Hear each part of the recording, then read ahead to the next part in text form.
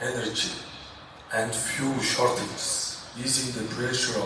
Цолжтой тэмцэх тухай нэгдсэн үндэсний байгууллагын конвенцийн тааллуудын 17 дугаар баг хурлын 4-р өдрийнхөө үргэлжилж байна. Тэгэхээр энэ удаагийн 4-р өдрийн хуралмаар өндөр түвшнээс доктортой санхүүгийн форум гэсэн сэдвээр бол үргэлжилж байгаа. За өчигдөр энэхүү форумын эхлэл бол бий болсон. За өнөөдрийн 2 дахь өдрийн энэхүү форумд бол Монгол улсын ерөнхий сайд учрал бол оролцож байгаамаа. За мөн холбогдох албаныхан бол оролцож байгаа. За мэдээж байгаль орчин уран амьсгалын өөрчлөлтийн сайд, за Монголын байгалийн үр сангийн төлөв өдөх зөвлөлийн дарга, за уран амьсгалын ногоон сан гэдэг эдгээр одоо албаны төлөөлөл энэ удаагийн одоо 2 дахь өдрийн форумд бол оролцож байгаамаа. Тэгэхээр энэ удаагийн форумын хувьд бол мэдээж энэ доктортой санхүүжилтийг бий болгох нь хамгийн чухал байгаамаа гэдэг зүйлийг бол хэлж байгаа. За өчигдөр одоо нээлттэй үеэр Монгол улсын ерөнхийлөгчийн томьёон газрын дарга үйлч төгөлдөр бол одоо дэлхийн улс орнуудын цэрэг зэвсэглэлийн одоо төсөв санхүүжилтэд нэмэгдүүлж байгаа боловч зайг нь байгаль орчингийн тулгамдж байгаа асуудал дээр төсөв бол хангалтгүй байгаа учраас энэ санхүүжилтийн төсвийг бол нэмэгдүүлэх нь бол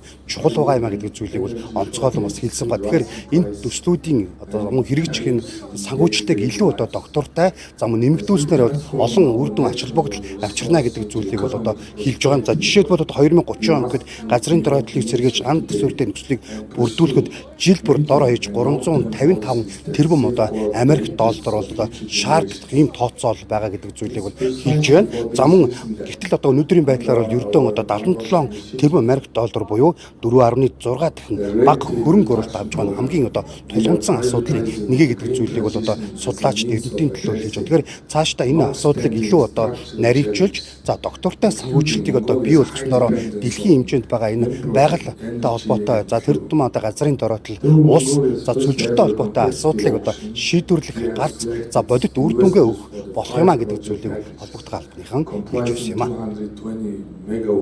The Mongolian Green Finance Corporation will become an important financial